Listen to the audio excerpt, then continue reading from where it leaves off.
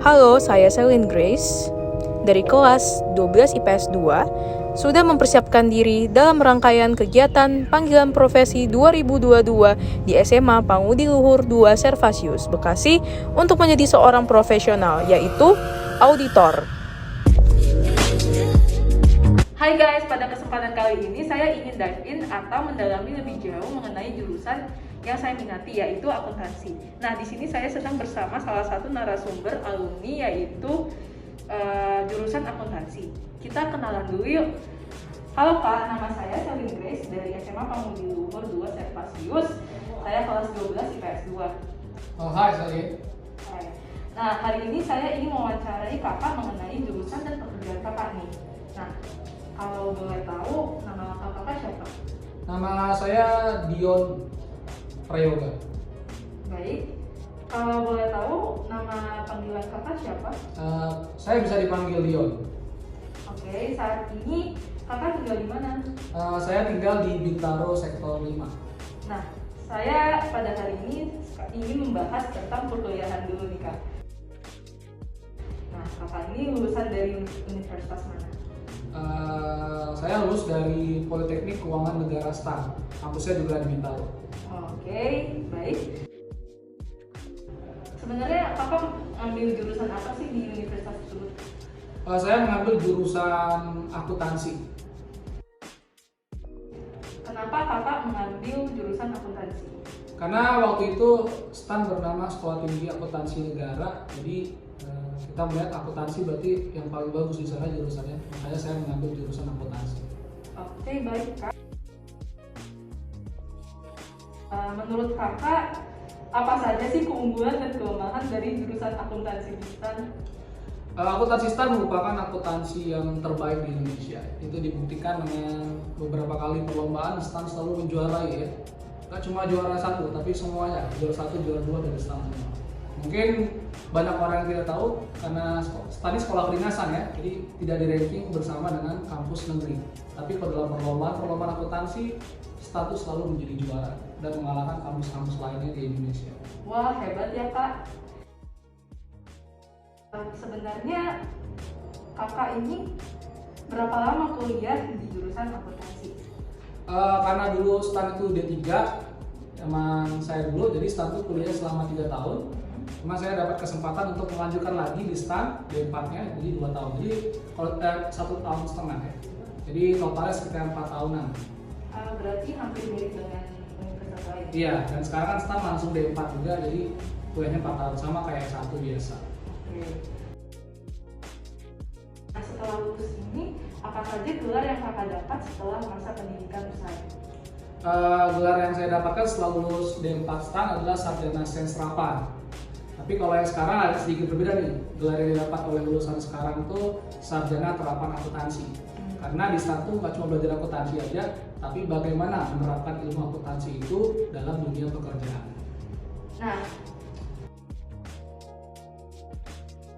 setelah lulus kan sudah dapat gelarnya. Jadi prospek kerja apa yang Kakak dapatkan setelah Kakak lulus? Kalau kita lulus dari Politeknik Keuangan Negara STAN, kita tidak perlu pusing mencari pekerjaan. Karena 100% dari lulusan PKN STAN itu akan diangkat menjadi CPNS dan PNS. Dan kita jadinya langsung bekerja di pemerintahan. Mayoritas dari lulusan PKN STAN itu ke Kementerian Keuangan, tapi juga ada yang ke lembaga-lembaga lain, tentunya juga pemerintah ya, PNS. Wah, cukup efektif dan luar biasa ya Kak. Lalu setelah lulus, prospek kerja apa yang Kakak dapatkan sebelum Kakak di kerja? Saya penempatannya di Kementerian Keuangan ya, kerjanya sebagai auditor. Jadi auditor itu pemeriksa di Kementerian Keuangan. Oke. Berapa minimal penghasilan per bulan Kakak di bagian profesi Kakak sendiri? Auditor di Kementerian Keuangan termasuk jabatan yang akan mendapatkan gaji minimal 2 digit. Ya, yang kalau kita hidup di Jakarta, insya Allah itu lebih dari cukup untuk mencukupi kehidupan sehari-hari kita ya. Baik. Dari perjalanan studi dan karir Kakak, bagaimana perasaan Kakak saat sudah lulus dan sudah bekerja hingga saat ini? Tentunya sangat puas ya, sangat puas, dan sama seperti para alumni PKN Instan lain, dan sangat senang ya karena bisa membanggakan orang tua dan juga bisa memperbaiki keekonomian keluarga kita ya. Jadi sangat puas sekali dan merupakan salah satu prestasi terbesar ya untuk bisa keterima di STAN dan lulus dari PKN STAN dan juga bekerja di Kementerian Keuangan. Wah, cukup menarik. Menurut kakak, apa yang harus kami siapkan sebagai siswa dan siswi untuk bisa masuk STAN, dan apa sih tips and triknya supaya bisa masuk di STAN? Ya, tips dan trik dari saya tentunya kurangi aja rebahannya ya. Dan lebih banyak belajar, berlatih. Kalau di sekolah, perhatiin gurunya, belajar yang rajin, banyak-banyak latihan soal. Pokoknya kurangin rebahan dan kurangin kongko-kongko yang tidak bermanfaat. Baik Kak, terima kasih banyak sudah memberikan waktu dan informasi yang berharga. Semoga saya dan teman-teman sekalian yang di media bisa mengikuti jejak Kakak. Oke, mudah-mudahan semuanya bisa sukses. Selanjutnya, saya mewawancarai rekan saya yang baru saja lulus dari PKN STAN, dikarenakan pada saat ini para mahasiswa sibuk mempersiapkan diri untuk seleksi LPDP dalam program S2, serta penempatan kerja maupun mutasi lokasi dinas, sehingga saya memilih beliau sebagai subjek wawancara kedua saya.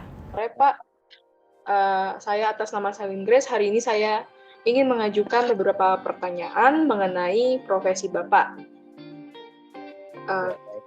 Yang saya ketahui Bapak adalah akuntan, jadi saya ingin bertanya apakah saya diperkenankan? Boleh diperkenankan. Nah, Bapak sendiri, kalau boleh tahu, kan saya udah tahu nama lengkap Bapak ya, Alyuda, tapi nama lengkap Bapak siapa dan Bapak lahir di mana dan tanggal berapa?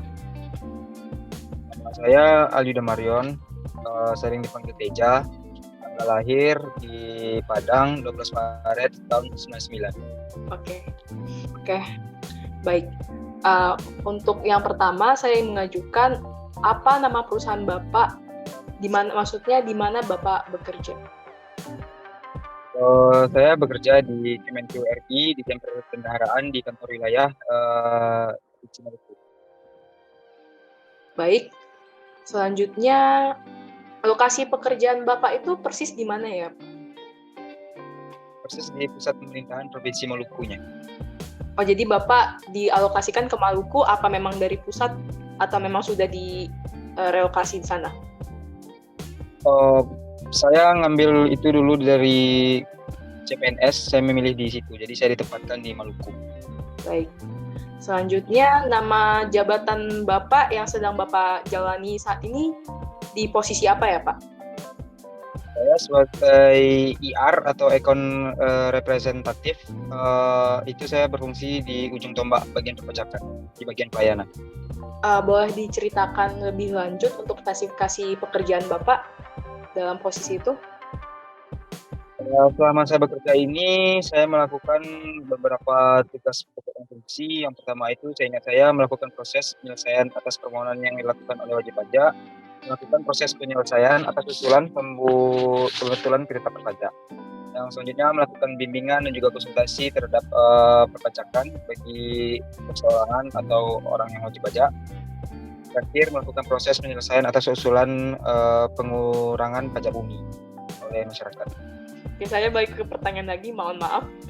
Ya, suka duka apa yang Bapak jalani selama menjalani profesi itu?